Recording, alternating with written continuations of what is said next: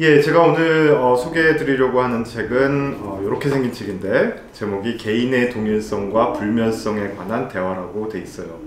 제목만 보고는 무슨 얘기인가 싶으실 텐데, 자, 이 책의 구성이 좀 특이해요. 굉장히 짧은 책인데 이 책은 어떻게 구성되어 있냐면은 병으로 죽어가는 철학 교수하고 그 사람을 위로하려는 목사 사이의 대화로 구성되어 있습니다. 그래서 어떤 식으로 뭐 대충 짐작이 가실 텐데, 철학자가 이제 죽음을 앞두고 있으니까 목사는 그래, 네가 천국에 갈 테니까 그렇게 크게 걱정하지 않아도 된다, 이런 식으로 위안을 주려고 하고 있는데, 예, 철학자들이 그렇죠. 쉽게 위안을 받지 않습니다. 좀처럼 설득되지 않는 그런 성격을 가진 사람들이 철학자들인데, 그래서 끝까지 저항하려는, 논리적으로 우리가 사후생존을 할 수 있다는 그런 생각에 대해서 논박을 하려는 그런 시도로 좀 구성이 되어 있습니다. 자, 그래서 내용에 대해서 사실 굉장히 좀 복잡한 내용이긴 한데 좀 간단하게만 소개를 드리자면은, 아직도 제가 뭐 개인의 동일성이라고 부르긴 했는데 정확히 이게 뭔가 싶은 그런 생각이 드실 텐데, 쉽게 말하면 이런 겁니다. 제가 지금은 뭐 어느 정도 중년 정도 나이에 이런 키도 어느 정도 되는 그런 사람이지만, 좀 이렇게 그려볼까요? 자, 어렸을 때는 제가 나름대로 굉장히 귀여운 조그만 사람이었을 거예요. 피부도 뽀송뽀송했을 거고. 자, 근데 지금은 굉장히 덩치도 크고 꽤 큰 사람이 됐습니다. 자, 근데 뭐 나중에 이제 70대, 80대가 되면은 또 다른 모습을 띠겠죠. 머리가 휘어질 거고, 예, 지금 머리가 꽤 많은데 머리도 많이 빠져 있을 거고, 허리는 좀 굽어 있을지도 모르고, 예, 그렇습니다.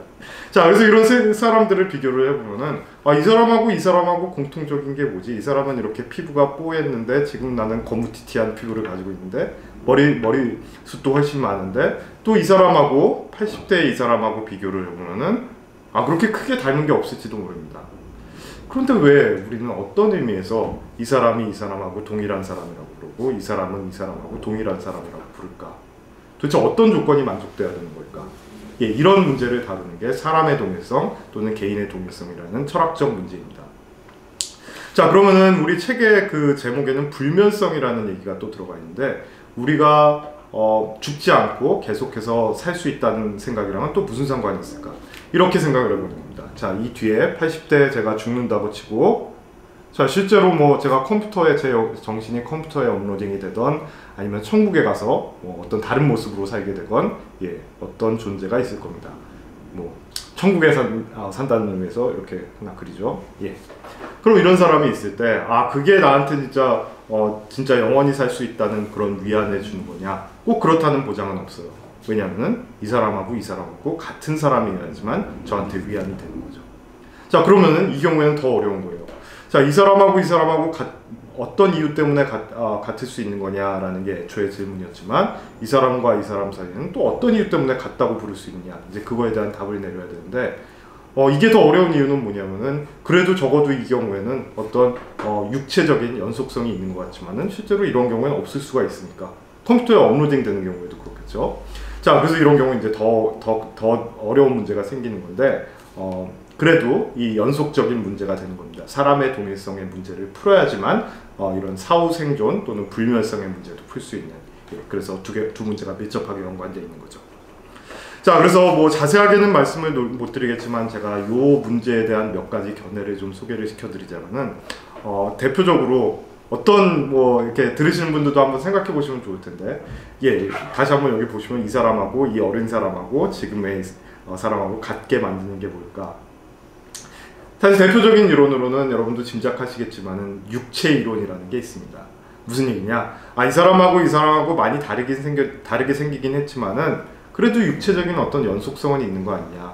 이 사람의 삶의 궤적을 한번 들여다보고 있으면 끊임없이 뭐 비디오 카메라를 들고, 뭐 제가 어렸을 때부터 지금까지 계속 저를 쫓아다니면서 사진을 찍은 사람이 있다면, 영상을 찍은 사람이 있다면 그 화면이 계속 연결이 되겠죠.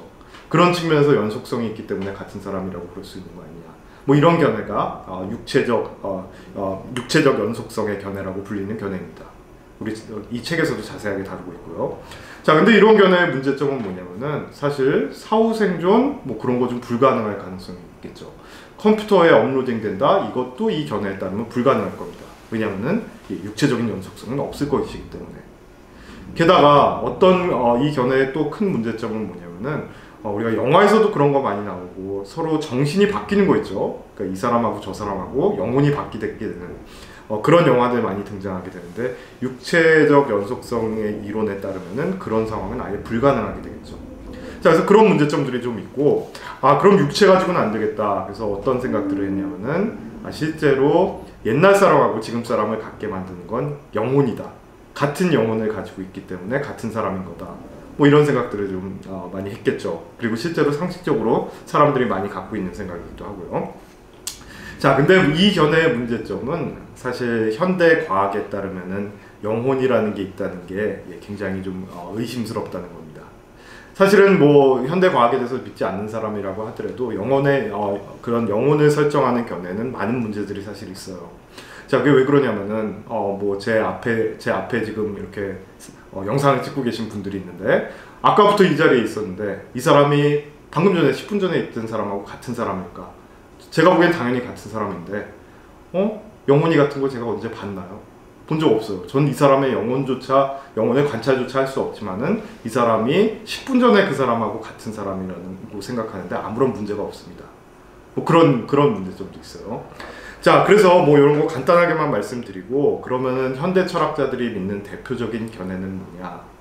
이런 식으로 불러요. 기억 이론 또는 심리적 연속성 이론. 자, 무슨 얘기냐? 저를 어렸을 때 4살 때 그 아이와 같게 만드는 건 뭐냐면은 제가 그 시절을 기억하고 있다는 겁니다. 기억의 사슬로 연결되어 있기 때문에 내가 그 사람하고 같은 사람인 거죠. 그리고 제가 나중에 나이가 70이 되고 80이 돼도 지금의 저랑 같은 사람일 수 있는 거는 그때 나가 지금의 나를 기억할 수 있기 때문에 그게 같은 사람으로 만드는 요소라는 겁니다. 그리고 이 책에서 자세히 다루면서 결국에 이 책의 대화자들은 이런 문제를 풀지 못하기 때문에 기억 이론 또는 심리적인 연속성 이론이라는 걸 포기할 수밖에 없다고 주장을 합니다.